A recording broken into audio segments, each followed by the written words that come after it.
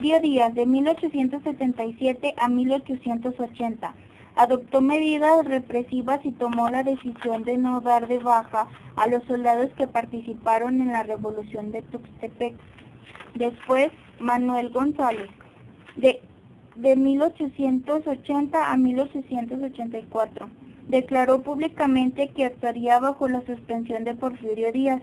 González le había otorgado el cargo de secretario de Fomento al general Francisco León de la Barra, 25 de mayo de 1911 a 6 de noviembre de 1911.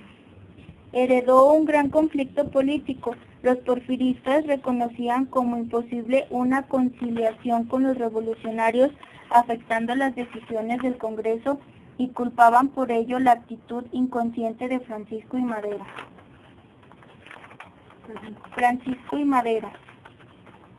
Estipuló que la jornada de trabajo debía ser de 10 horas con un salario mínimo de 1.25 pesos diarios y a un aumento general en 1911 a 1913.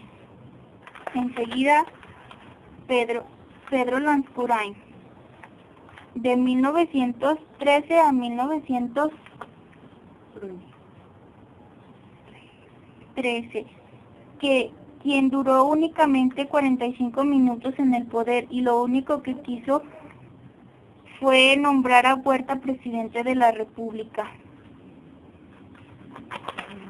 Victoriano Huerta, de 1913 a 1914.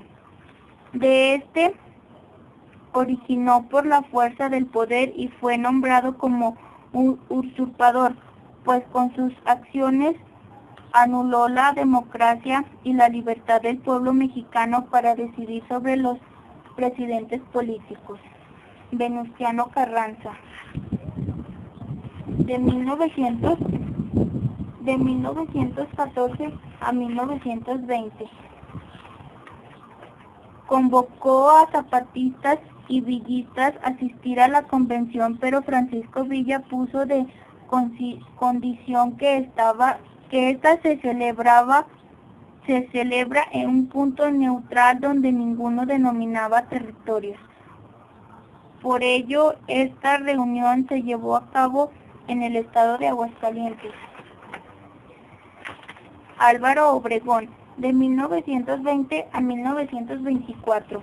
Durante su mandato intentó concluir con el proceso de pacificación nacional que hizo Adolfo de la Huerta y comenzó la reparación de las tierras a los campesinos de Estado de México y Morelos como parte de su proyecto de reforma agraria.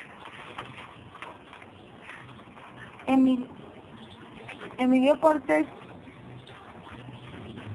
Plutarco Elías Calles, de 1924 a 1929. Heredó de Obregón el populismo nacional, además estaba decidido a restaurar el orden y el poder en el país. Emilio Portes Gil, 1928-1930.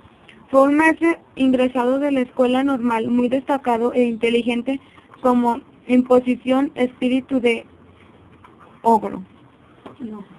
Pascual Ortiz Rubio, 1930 a 1930. Durante el periodo presidencial se vivieron grandes conflictos y desacuerdos entre este y el jefe máximo, Abelardo Rodríguez, 1932-1934. Llevó a cabo una convención del PRN en Aguascalientes. Lázaro Cárdenas, 1934-1940. Decidió no instalarse en el castillo de Chapultepec como todos los presidentes. Manuel Ávila Camacho, 1940-1946. El fraude electoral fue tan evidente que puso en crisis al PRM. Adolfo López Mateos, 1958 a 1963. Inició la repartición de tierras logrando entregar más de 16 millones de hectáreas. Gustavo Díaz Ordaz, 1964 a 1968. Conformaba un nuevo gobierno regido por el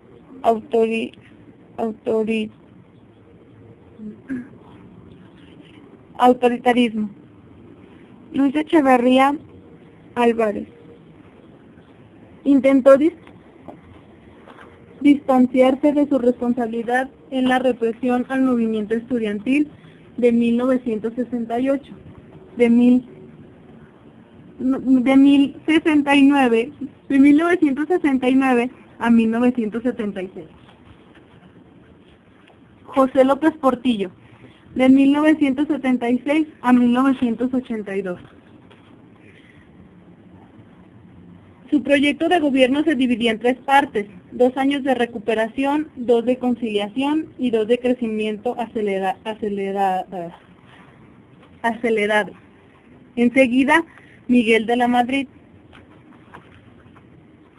Ante la severa crisis económica, se establecieron los pactos de crecimiento económico con los diversos sectores sociales, mediante los cuales el gobierno subsidiaba parte de los precios de los productos básicos y los productores distribuidores se comprometían a no aumentarlos. De 1982 a 1988. Enseguida siguió Salinas de Gortari. De 1988 a 1994. En 1988 se destinó casi el 7%